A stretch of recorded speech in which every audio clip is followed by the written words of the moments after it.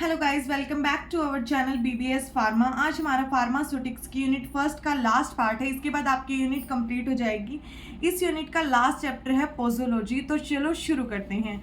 पोजोलॉजी derived हुआ है एक ग्रीक वर्ड से, जो कि दो वर्ड से मिलके बना है। पोजो मीन्स हाउ मच, कितनी क्वांटिटी, और लॉजी मीन्स साइंस। तो posology is a branch of science और medical science which deals with quantity और डोजेज ऑफ ड्रग, कि ड्रग की कितनी क्वांटिटी यानी कि दवाई की कितनी अमाउंट, कितनी क्वांटिटी या डोज हमें लेनी है, ये उसके साथ डील करता है। यानी मान लो 10 mg लेनी है कि कौन सी दवाई की, 50 mg, 500 mg, वो सब क्या है, पोजोलॉजी के अंदर आता है। यानी कि ये जो जितनी भी क्वांटिटी, हाँ जितनी भी ड्रग्स है उनकी क्वांटिटी कितनी कितनी ली जाती है, तो वो सब कुछ क्या है, पोजोलॉजी के अंदर हम स्टडी करते हैं। The therapeutic dose is the quantity of drug which maintain the minimum effective concentration of drug in the system.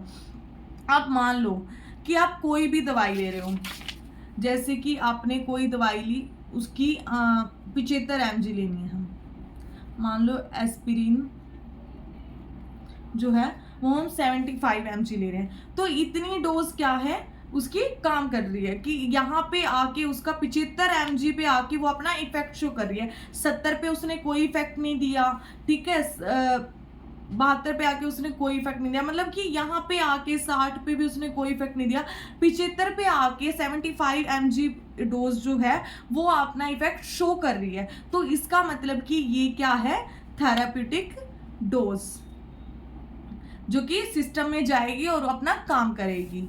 तो अगर इस मान लो हमने 75 की जगह वो एक्शन शो कर रही है, अपना इफेक्टिव जो कंसंट्रेशन 75 पे आके उसने अपना इफेक्ट शो करना शुरू कर दिया, लेकिन अगर हमने उसको 100 mg दे दी तो वो क्या है, टॉक्सिक इफेक्ट प्रोड्यूस करेगी, यानी कि वो कोई ना कोई साइड इफेक्ट देने लग जाएगी, जिसकी वजह से क्या है कि ये पेशेंट के लिए हार्मफुल हो सकता है। इसीलिए ये जो मिनिमम कंसंट्रेशन है कि जहाँ पे उसने अपना इफेक्ट शुरू कर दिया, वो उसकी थेरेपेटिक डोज है। अगर हम उससे बिलो ले रहे हैं कि हमने उस 75 से कम ले ली, तो वो कोई एक्शन शो ही नहीं करेगी। अगर हमने उससे ज़्यादा ले ली, 80 ले ली या 85, 90 या 100 कुछ भी, तो वो क्या है, टॉक्सिक इफेक्ट प्रोड्यूस करने लग जाएगी। तो हाई कंसंट्रेशन ऑफ ड्रग में show toxic level if drug not reach the minimum effective concentration. अगर ड्रग क्या है, मान लो अब ड्रग 75 तक पहुंच ही नहीं है, मतलब उसको एक्शन शो करना है 75 mg पे, ठीक है, इस लेवल पे आके वो अपना, मान लो अगर ये ग्राफ लोड करे, यहाँ आके वो अपना इफेक्ट शो करेगी और वो यहाँ पे पहुंच गई, यहाँ पे पहुंच गई, तो वो कोई भी इफेक्ट देगी ही नहीं। तो यानी कि वो जब मिनिमम इफेक्टिव कंसंट्रेशन पे नहीं पहुंचती है तो वो क्या है, कोई इफेक्ट नहीं देती। The drug not provide desired therapeutic effect, यानी कि उसने कोई भी जो हमें इफेक्ट चाहिए था, वो डिजायर्ड इफेक्ट उसने दिया ही नहीं। फैक्टर्स अफेक्टिंग पोजोलॉजी, ऐसा नहीं है कि पोजोलॉजी को हम बिल्कुल इजीली डिटरमाइन कर सकते हैं कि इतनी डोज देनी है। इसके साथ बहुत सारे फैक्टर्स हैं जो जिन पे पोजोलॉजी डिपेंड करती है, जिनके साथ क्या है, ये अफेक्ट होगी। The dose of drug can not be fixed very easily as it depends on various factor, कि हम किसी भी ड्रग की इतनी ही अमाउंट देनी है वो हम इतनी इजीली नहीं बता पाते हैं। उसके लिए क्या है, बहुत सारे फैक्टर्स हैं जिन्हें हमें पहले ध्यान में रखना पड़ता है। This are age, body weight, sex, route of administration, time of administration, presence of disease, environmental factor, emotional factor, accumulation, syndrome, antagonism, habituation, addiction, tolerance. यहाँ पे मैंने 14 फैक्टर बताए हैं। आपको मिनिमम अगर ये ज़्यादा मार्क्स में क्वेश्चन आता है तो आपको 9-10 पॉइंट तो वहाँ लिख के आने एग्जाम में। सबसे पहला फैक्टर है age. It is the important one of the important factor affect the dose and pharmacological action. क्या है कि अलग अलग एज ग्रुप के लोगों के लिए डोज की जितनी, मतलब कि दवाई की क्वांटिटी भी अलग अलग होती है। अगर हम नॉर्मल बात करें, हम दवाइयों को साइड रखते हैं, अगर हम खाने की भी बात करें तो बच्चा क्या है, बच्चे की थोड़ी डाइट अलग होती है, बिल्कुल जो छोटा बच्चा होगा उसकी डाइट अलग होगी, अडल्ट लोगों की डाइट अलग होगी, और जो ओल्ड एज पीपल हैं उनकी डाइट थोड़ी अलग होती है। मतलब कि अडल्ट लोग हैं वो ज़्यादा खा सकते हैं हैं उनको डाइजेस्ट हो जाता है, लेकिन क्या है बच्चे इतना नहीं खा पाते, ओल्ड एज पीपल भी क्या उन्हें डाइजेशन की दिक्कत आने लग जाती है, तो वो भी इतना नहीं खा पाते हैं। इसीलिए ऐसे ही क्या है दवाई में कि जो ज़्यादा छोटे बच्चे हैं वो थोड़े सेंसिटिव होते हैं, थोड़े नहीं बहुत ज़्यादा ही सेंसिटिव होते हैं कि उनको हम जो अडल्ट लोगों की जितनी हम मेडिकेशन दे रहे हैं, जितनी डोज हम अडल्ट लोगों में दे रहे हैं उतनी हम छोटे बच्चों में या ओल्ड एज पीपल में नहीं दे सकते हैं। It is one of the important factor affecting the dose and pharmacological action of drug, कि जो डोज है उसको भी इफेक्ट करता है और क्या एक्शन प्रोड्यूस करना है। यानी कि अगर मान लो अडल्ट लोगों में हम किसी की 75 mg ही दे रहे हैं, मान लो कि अगर हमने अडल्ट में क्या है हमने 80 mg दी है, लेकिन वही डोज क्या है चिल्ड्रन के अंदर क्या पता टॉक्सिक इफेक्ट प्रोड्यूस करे, ठीक है, तो ये क्या है हार्मफुल हो सकता है। इसीलिए एज को ध्यान में रखा जाता है जब भी हम किसी को दवाई दे रहे हैं, तो कि उसकी डोज इतनी होनी चाहिए। Age is concern with capacity of metabolising and excreting the drug from the body. Age क्या है, एज के जैसे अब की बड़े लोग होते हैं उनकी थोड़ी मेटाबोलाइजिंग कैपेसिटी कम होती है, एक्सक्रीटिंग कैपेसिटी कम होती है, बच्चों के अंदर भी कम होती है। जो अडल्ट लोग हैं उनके अंदर थोड़ी की ज़्यादा होती है, वो ज़्यादा चीज़ें उनकी कैपेसिटी थोड़ी ज़्यादा, तो वो ज़्यादा मेटाबोलाइज कर सकते हैं, एक्सक्रीट कर सकते हैं। तो इसीलिए क्या है अब ड्रग है, ड्रग को जो नॉर्मल एज पीपल हैं, जो हमारी एज ग्रुप के लोग हैं, वो जल्दी मेटाबोलाइज कर लेंगे और एक्सक्रीट कर देते हैं, जितनी उन्हें डोज जितनी चाहिए थी उसका जो इफेक्ट आया, और जो बाकी का जो वेस्ट मटेरियल है उसको एक्सक्रीट आउट जल्दी कर देते हैं बॉडी में से। लेकिन बच्चे ऐसा नहीं कर सकते, ना ही बड़े बूढ़े लोग का ऐसा कर सकते हैं। तो generally children and old people due to their less capacity of such function require less dose of drug than the adult required, कि जितनी अडल्ट में रिक्वायरमेंट है, अडल्ट में मान लो 80 mg की रिक्वायरमेंट है, तो उसके कंपैरिजन में जो बूढ़े लोग हैं और बच्चे हैं उनको कम डोज की रिक्वायरमेंट है, वो उतनी डोज नहीं लेते हैं, उनकी जो डोज है वो कम होती है। सेकेंड फैक्टर है बॉडी वेट। तो एक तो हट्टा कट्टा व्यक्ति है कि उसको कितनी डोज मिल रही है, ठीक है, एक तो बिल्कुल मोटा है कमजोर, और एक है कमजोर सा। तो कमजोर सा जो व्यक्ति है वो थोड़ी उसकी कैपेसिटी कम होगी एज कम्पेयर टू जो पूरा मोटा ताजा, तो उसको ज़्यादा ज़रूरत की, जो मोटा है उसको ज़्यादा ज़रूरत पड़ेगी, ज़्यादा डोज की रिक्वायरमेंट होगी एज़ कम्पेयर टू जो पतला है। तो concentration of drug will be influenced by size of patient, की पेशेंट के साइज से भी ये फैक्टर अफेक्ट होता है, पोजोलॉजी इफेक्ट होती है कि हमें साइज को भी ध्यान में रखना पड़ता है। हाँ, जो हैवी पेशेंट है उसको क्या है ज़्यादा डोज की ज़रूरत है, उसको थोड़ी ज़्यादा, मतलब कि जैसे हम मान लो कि थोड़े जो हेल्थी लोग होते हैं वो थोड़ा ज़्यादा खाते हैं, लेकिन पतले लोग थोड़ा कम खा लेते हैं, तो उसी हिसाब से क्या है जो मोटे लोगों में ज़्यादा रिक्वायरमेंट होती है, डोज ज़्यादा चाहिए होती है देन नॉर्मल वेट पेशेंट। मान लो अगर एक 70-80 का है पेशेंट, उसको जो नॉर्मल डोज मिल रही है वही दी जाएगी, लेकिन अगर वही किसी 100 या 100+ वाले पेशेंट को दी जाएगी तो उसके लिए उसके बॉडी वेट के हिसाब से उसको डोज कैलकुलेट करके दी जाती है कि उसको इतनी क्वांटिटी दी जाएगी। Usually 15 to 100 kg is considered as normal weight in adult patient. Adult patient में क्या है 50 से अगर 100 किलो के बीच में है तो उसको हम नॉर्मल वेट मानते हैं, लेकिन अगर कोई ज़्यादा है 100+ है तो उसको क्या है उसके बॉडी वेट के हिसाब से हम उसको उसकी डोज को कैलकुलेट करते हैं। इसके बारे में हम आगे कुछ फॉर्मूले देखेंगे। थर्ड है सेक्स की। अब जो मेल और फीमेल्स में भी क्या है अलग अलग दवाई, मतलब अलग अलग क्वांटिटी चाहिए होती है, कि फीमेल थोड़ा फीमेल का स्ट्रक्चर अलग होता है, मेल थोड़ी मेल अलग होते हैं, तो उसी हिसाब से क्या है ये भी क्या है डोज को अफेक्ट करते हैं। आइदर मेल्स और females affect the dose of drug because of the difference in weight. की अगर एक 20 साल का लड़का है, एक 20 साल की लड़की है, तो क्या है जो 20 साल की लड़की का वेट कम होता है एज कम्पेयर टू बॉय, ये नॉर्मली ऐसा ही होता है। और कुछ फिजियोलॉजिकल फिनोमेना भी ऐसे हैं, लाइक जो फीमेल में है प्रेगनेंसी फेज भी आता है, लैक्टेशन फेज में आता है, मेंस्ट्रुएशन फेज भी आता है, तो ये सारे फेज क्या है फीमेल्स में आते हैं, मेल्स में नहीं आते। तो इसकी वजह से भी क्या है उनकी जो कैपेसिटी अलग अलग होती है और डोज क्या है थोड़ी फीमेल्स में कम दी जाती है। फीमेल में जो क्वांटिटी होती है वो कम होती है एज कम्पेयर टू मेल। अगर मान लो कि अगर हम बात करें तो मान लो अगर किसी में जो भी मिनिमम 100 mg हम मेल में दे रहे हैं तो फीमेल्स में क्या उसका 0.85 mg ही दी जाएगी, ठीक है। यानी कि उसको फीमेल्स में 85 mg ही दी जाएगी, जबकि मेल में 100 mg दी जा रही है, तो उसकी डोज भी थोड़ी अलग होती है। देन हम बात करें रूट ऑफ एडमिनिस्ट्रेशन की। रूट ऑफ एडमिनिस्ट्रेशन की कौन से रूट से हम दवाई दे रहे हैं। जैसे मान लो कि अगर हम रेक्टल ओरल रूट से दे रहे हैं, रूट ऑफ एडमिनिस्ट्रेशन। अब मान लो कि हम कौन से रूट से दवाई दे रहे हैं, एक तो इंजेक्शन लगवा रहे हैं, एक हम कोई टैबलेट या कैप्सूल ऐसे खा रहे हैं, रेक्टल रूट से ले रहे हैं, या कोई भी स्किन पे अप्लाई कर रहे हैं, तो ये सब क्या है, अलग अलग रूट है एडमिनिस्ट्रेशन के ड्रग के। तो उसके बेस पे भी क्या है, डोज डिसाइड करते हैं। जैसे कि जहाँ पे एब्जॉर्प्शन ज़्यादा होगा, मतलब जितनी जल्दी दवाई एब्जॉर्ब हो जाएगी उतनी ही कम डोज हमें चाहिए होगी।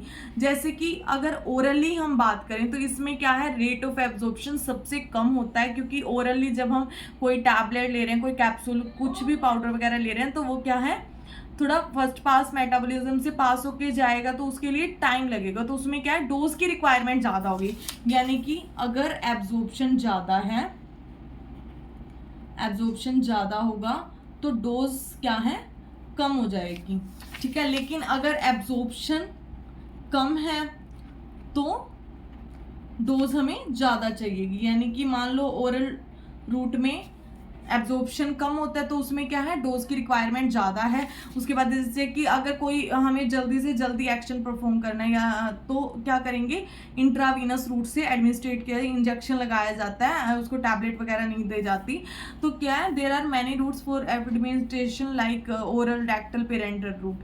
तो क्या ओरली सबसे कम एब्जॉर्प्शन होती है, इंट्रामस्कुलर में उससे थोड़ी ज़्यादा होती है, देन रेक्टल में उससे ज़्यादा ड्रग एब्जॉर्ब होती है, देन इंट्रावीनस में जो एब्जॉर्प्शन रेट है वो सबसे ज़्यादा होती है। उसी हिसाब से क्या है, अब ओरली बात करें तो एब्जॉर्प्शन क्या है, सबसे कम हो रहा है, तो यहाँ पे क्या है, डोज ऑफ ड्रग सबसे ज़्यादा होगी। इंट्रामस्कुलर में उससे कम डोज की रिक्वायरमेंट है, देन रेक्टल में इंट्रामस्कुलर से भी कम डोज चाहिए, और इंट्रावीनस में सबसे कम। यानी कि हम सबसे कम इंट्रावीनस में डोज देते हैं, कि हम मान लो उसमें अगर IV रूट से हम 5 mg दे रहे हैं, ठीक है, तो ओरल से हमें मान लो 30 mg देनी पड़ेगी, ऐसा होता है, क्योंकि इसमें एब्जॉर्प्शन बहुत जल्दी होता है। ये एरो डाला हुआ है कि इस तरफ जाएंगे तो rate of absorption, drug absorption increase होगा, और डोज ऑफ ड्रग जब हम इस तरफ आएंगे तब इंक्रीज होगा। अगर हमें जल्दी से जल्दी एक्शन परफॉर्म करवाना है, कि कम डोज दे दी, तो अगर हमने कम डोज दे के ज़्यादा से ज़्यादा जल्दी एक्शन परफॉर्म करवाना है, तो क्या है, doctor normally IV route prefer करते हैं। तो more the time drug takes to be absorb, more dose ही रिक्वायर्ड। जितना टाइम ड्रग लेगी एब्जॉर्ब होने में, एब्जॉर्ब होने के बाद वो अपना एक्शन शो करेगी, तो जितना ड्रग उस चीज़ में अपना एक्शन शो करने में टाइम लेगी, उतनी ही ज़्यादा हमें डोज की रिक्वायरमेंट होगी। देन बात करें टाइम ऑफ एडमिनिस्ट्रेशन की, हम किस टाइम ड्रग ले रहे हैं। एक तो हम खाना खाने से पहले ड्रग ले रहे हैं, एक हम खाना खाने के बाद ड्रग ले रहे हैं। तो ये फैक्टर क्या है, इफेक्ट करता है कि कितनी हमें डोज लेनी है। अब मान लो क्या है, स्टमक में एक तो ऑलरेडी फूड प्रेजेंट है, तो ड्रग अपना एक्शन इतनी जल्दी शो नहीं कर पाएगी, और एक स्टमक बिल्कुल खाली है, यानी अगर हम खाली पेट ले रहे हैं तो ड्रग अपना इफेक्ट जल्दी शो करेगी।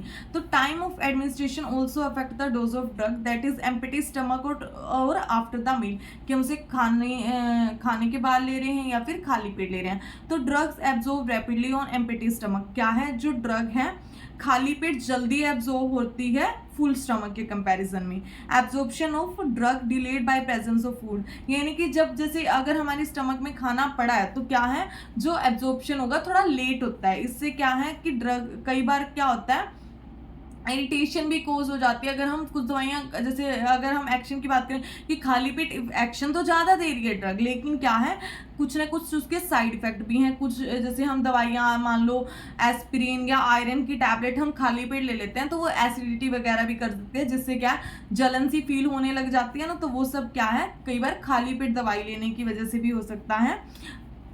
देन बात करें प्रेजेंस ऑफ डिजीज की, अगर किसी पेशेंट के अंदर कोई बीमारी पहले से है, dose of drugs for disease patient must be decided on the basis of condition of patient and the type of disease they have. अब क्या है, अगर हमें उसकी डोज डिसाइड करनी कि इस पेशेंट को हमने कितनी दवाई देनी है, तो पहले क्या हमें पता होना चाहिए कि वो कोई और दवाई तो नहीं ले रहा है, उसके अंदर कोई और बीमारी तो नहीं है उसको, या फिर किस तरह की उसको बीमारी है, ये सब क्या है हमें पहले पेशेंट हिस्ट्री का हमें पता होना चाहिए। जैसे कि स्ट्रेप्टोमाइसिन जो है लीवर, अगर कोई पेशेंट पहले ही लीवर का पेशेंट है जिसका लीवर पहले ही कम काम कर रहा है तो उसको हम स्ट्रेप्टोमाइसिन दे दें, उससे क्या है टॉक्सिक इफेक्ट प्रोड्यूस होने लग जाएगा बॉडी में और वो क्या है बहुत सारे साइड इफेक्ट शो करेगा जो कि हार्मफुल होंगे। तो इसीलिए क्या हमें पहले ही पेशेंट की हिस्ट्री को देखना होता है, फिर उसकी डोज डिसाइड की जाती है कि उसको कौन सी दवाई देनी है और कितनी क्वांटिटी में देनी है। Mental factor, it affect the dose of drug due to some physiological change in the body function, कि बॉडी फंक्शन में कुछ चेंज हुए हैं एनवायरमेंट की वजह से, तो उसके बेस पे क्या है डोज ऑफ ड्रग अफेक्ट हो जाती है इन एनवायरमेंटल फैक्टर से। जैसे मान लो हम बात करें बार्बिचुरेट की, इसके अंदर जैसे कि ये इंसोमनिया या फिर एंजाइटी, टेंशन, इन सबको ट्रीट करने के लिए यूज होते हैं इस कैटेगरी की ड्रग। तो वो क्या अगर हम डे टाइम में ले रहे हैं तो उस टाइम हमें ज़्यादा अमाउंट की जरूरत पड़ती है, लेकिन अगर हम उनको नाइट में ले रहे हैं तो उनकी कम डोज हमें रिक्वायर्ड होती है। तो इसीलिए क्या है ये डे और नाइट टाइम जो ये एनवायरमेंटल फैक्टर क्या है उसके अमाउंट को अफेक्ट कर रहा है। अगर हम बात करें नेक्स्ट तो consumption of alcohol causes rapid metabolism of certain drug. अब मान लो कुछ ऐसी ड्रग्स होती है जिनको अगर अल्कोहल ले रहे हैं और फिर हम वो ड्रग ले रहे हैं तो उसमें क्या है मेटाबॉलिज्म फास्ट होने लगता है, यानी कि वो अल्कोहल के साथ क्या है जल्दी एक्शन शो करते हैं और डोज क्या है कम हो जाते हैं। मान लो 50 की जगह 40 mg की जरूरत पड़ रही है। इमोशनल फैक्टर ये क्या है personality of behaviour of physician में also affect the dose of drug mainly in case of psychosomatic disorder. Psychosomatic disorder क्या है एक साइकोलॉजिकल कंडीशन है, यानी कि जो कि बंदा थोड़ा ज़्यादा इमोशनल होता है या फिर ऐसे कुछ वो फिजिकल अपीयरेंस से भी अफेक्ट होता है। तो ये क्या है एक इमोशनल फैक्टर भी ज़रूरी है जो डोज को वेरी करता है। Females are generally more emotional than male and required less dose of certain drug. जैसे कि फीमेल्स क्या है थोड़ी ज़्यादा इमोशनल होते हैं कि उनको जल्दी रोना भी आ जाता है, या तो ऐसे क्या है तो वो ज़्यादा इमोशनल है मेल के कंपैरिजन में, इसीलिए क्या है फीमेल्स को थोड़ी कम डोज की यानी कि लेस डोज रिक्वायर्ड होती है मेल के कंपैरिजन में। Accumulation, drugs which are slowly excreted defective degradation may accumulate in the body and show toxic effect if the drug used for a long time। अब कुछ drugs ऐसी होती है मान लो कि वो हमने बॉडी में ली, तो ये हमारी बॉडी है मान लो, ठीक है हमने ली 50 mg, 10 mg ने अपना काम वहाँ पे एक्शन शो कर दिया, उसके बाद क्या है यहाँ पे वो सिर्फ 10 mg निकली, यानी कि बाकी की 30 mg क्या है हमारी बॉडी में इकट्ठी हो रही है। ये मैं एक एग्जांपल के लिए समझा रही हूँ कि बाकी की 30 mg क्या है वो हमारी बॉडी में ही रह रही है और वो क्या है वहीं पे इकट्ठे होती जा रही है। अगर हम ऐसी कोई दवाई है वो लॉन्ग टाइम के लिए ले रहे हैं और वो क्या है हमारी बॉडी में ही कहीं ना कहीं डिपॉजिट हो जाती है, तो इससे क्या है एक टाइम ऐसा आएगा कि वो टॉक्सिक इफेक्ट प्रोड्यूस करने लग जाएगी, ठीक है उसकी अमाउंट हमारी बॉडी में ज़्यादा हो जाएगी, तो इससे क्या है वो एक टॉक्सिक इफेक्ट प्रोड्यूस करेगी, यानी कोई ना कोई साइड इफेक्ट ज़रूर आएंगे उस ड्रग के। तो इसलिए क्या है ड्रग्स को जो लंबे टाइम तक ली जा रही हैं तो उनकी डोज हम मिनिमम रखते हैं कि कम से कम डोज दी जाए कि जितनी हम वो यूज़ हो सके, यानी कि जिनका एक्सक्रीशन जैसे थोड़ा स्लो होता है, यानी कि जो जल्दी एक्सक्रीट आउट नहीं होती या फिर जो एक्सक्रीशन में ज़्यादा टाइम लेती है बाहर आने में, तो क्या है उनकी लेस डोज दी जाती हैं। जैसे कि कुछ हैवी मेटल्स एमिटीन या डिजिटल जो हैं ये सारी ड्रग क्या है एक्यूमुलेट हो जाते हैं, तो इसी वजह से इनकी कम डोज रिक्वायर्ड होती है। दैन एडिक्शन, कुछ दवाइयाँ ऐसी होती है कि जो एडिक्शन कोज करती है, यानी कि उनकी लत लग जाती है, फिर क्या है लत लगने की वजह से क्या है इसको लोग इसका मिसयूज़ भी करने लग जाते हैं, इसी वजह से क्या है उनकी क्वांटिटी जो है कम से कम रखी जाती है और वो ज़्यादा लंबी टाइम तक प्रिस्क्राइब नहीं की जाती पेशेंट को।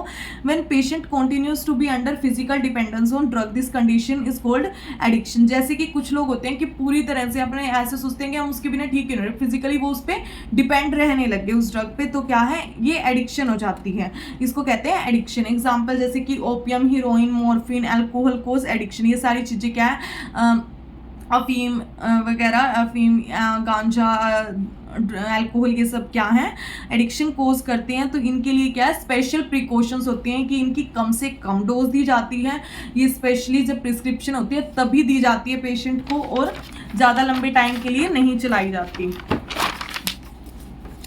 देन हम बात करें सिंड्रोम्स की, तो ये क्या है when the effect and action of drug is increased by combination of 2 और मोर drug the phenomena is called syndrome. मान लो अब हमने 2 दवाइयाँ इकट्ठी दे दी A + B और इससे क्या है, इनका जो एक्शन है वो इंक्रीज हो गया, तो इस फिनोमेना को क्या बोलेंगे, सिनरिज्म। जैसे तो इसीलिए क्या है, मान लो स्टेप्टो और पेनिसिलिन, स्टेप्टोमाइसिन को और पेनिसिलिन के इंजेक्शन को हम साथ में देते हैं, तो ये क्या है, एक दूसरे के इफेक्ट को इंक्रीज कर देते हैं। जैसे अगर हम ईथर को क्लोरोफॉर्म के साथ ले देते हैं तो उसका इफेक्ट ज़्यादा बढ़ जाता है। ये जो है ये फिनोमेना कहलाता है सिनरिज्म। तो ये भी एक फैक्टर है जो डोज को इफेक्ट करता है। एंटागोनिज्म यानी कि अब हमने मान लो, जब इसने तो क्या किया था, ए ने बी के साथ मिलके या बी ने ए के साथ मिलके इसके इफेक्ट को तो इंक्रीज कर दिया था। अब मान लो ए और बी हम दो ड्रग्स को साथ में दे रहे हैं और वो क्या है, जब ए बी है तो वो एक दूसरे के इफेक्ट को कम कर रही हैं। तो ये प्रोसीजर क्या कहलाएगा, antagonism. When the effect of one drug is decreased by other drug that is called antagonism. जैसे कि अगर हम एक्टिवेटेड चारकोल को एल्कलॉइड्स के साथ देते हैं तो वो उसके इफेक्ट को डिक्रीज कर देते हैं एक दूसरे के। देन लास्ट फैक्टर जो है वो है tolerance. This is the condition when an usually large dose is required to produce normal effect. जैसे मान लो कोई भी पर्सन है, उसको क्या है, एक टाइम पे 10 mg दी जा रही थी, ठीक है। अब उसको क्या है, वो इस पे बिल्कुल डिपेंड हो गया कि 10 mg उसने काफ़ी टाइम तक, लंबे मान लो 1 साल के लिए ली, 1 ईयर के लिए ली, 2 ईयर्स के लिए ली। उसके बाद क्या है, उसने 20 mg उसको देनी शुरू कर दी, क्योंकि यहाँ पे क्या है, वो अपनी रिच पॉइंट पे पहुंच गया कि उसके बाद उसको वो वहाँ पे उसकी टॉलरेंस खत्म हो गई। अब 10 mg पे उसका एक्शन आ ही नहीं रहा, तो इसीलिए क्या, उसकी डोज बढ़ा दी 20 mg पे। फिर क्या है, ये भी असर करना बंद कर देगी। उसके बाद क्या है, 30 mg। तो ये क्या है, tolerance. This is the condition when usually large dose is required to produce normal effect. अब यही तो कि एक पर्सन में तो 10 mg ही अपना इफेक्ट शो कर रही है, और वहीं वो दूसरा पेशेंट है, उसको हम उसकी लार्ज डोज 20 mg दे रहे हैं, लेकिन इफेक्ट तो वो 10 mg वाला ही देगी, ठीक है, क्योंकि 10 mg उस पे असर करना बंद कर चुकी है, क्योंकि उन्हें काफी लंबे टाइम तक उसका यूज किया। मान लो जैसे कई बार क्या होता है, पेन किलर है, ठीक है, एग्जाम्पल मान लो कि डिक्लो है, ठीक है, और उसकी 20 mg एक पेशेंट ले रहा है। अब वो क्या रहेगा, कोई दर्द की कोई भी पेन किलर या कुछ भी, तो वो क्या 1 साल उसने ली, उसके बाद क्या है, इसका इफेक्ट आना उसके अंदर बंद हो जाएगा। तो क्या है, उसको 40 mg, उसको 30 mg देनी शुरू कर देंगे। 1 साल बाद इसका भी इफेक्ट आना बंद हो जाएगा, 2 साल बाद जब भी इसका इफेक्ट बंद हो जाएगा। लेकिन अगर एक नॉर्मल बंदा है, उसको क्या हम 20 mg की देंगे और उसके अंदर तो वही इफेक्ट आएगा जो 30 mg की उसके अंदर, जो दूसरा पेशेंट जिसको काफी टाइम से वो ले रहा है वो आ रहा है। तो हमने डोज बढ़ा दी लेकिन इफेक्ट तो वो यही शो कर रही है। तो ये है टॉलरेंस। ये क्या है, हैबिट फॉर्मिंग ड्रग की वजह से होता है, जैसे कि उनको आदत लग गई है इन चीज उस ड्रग की।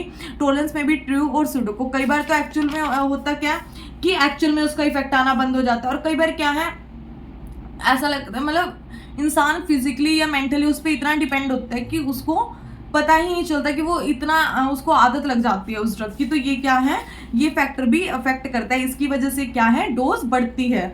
देन ये क्या है, कुछ फॉर्मूले हैं पेडियाट्रिक डोज ऑफ कैलकुलेशन की। ड्रग डोज हमें कितनी क्वांटिटी देनी है उसके लिए हमें कुछ फॉर्मूले बताए जाते हैं कि अगर बच्चों को दवाई देनी है तो इस फॉर्मूले का यूज़ करके कि कितनी देनी है, तो वो हम कैलकुलेट कर सकते हैं। देन फर्स्ट है dose proportionate to of as.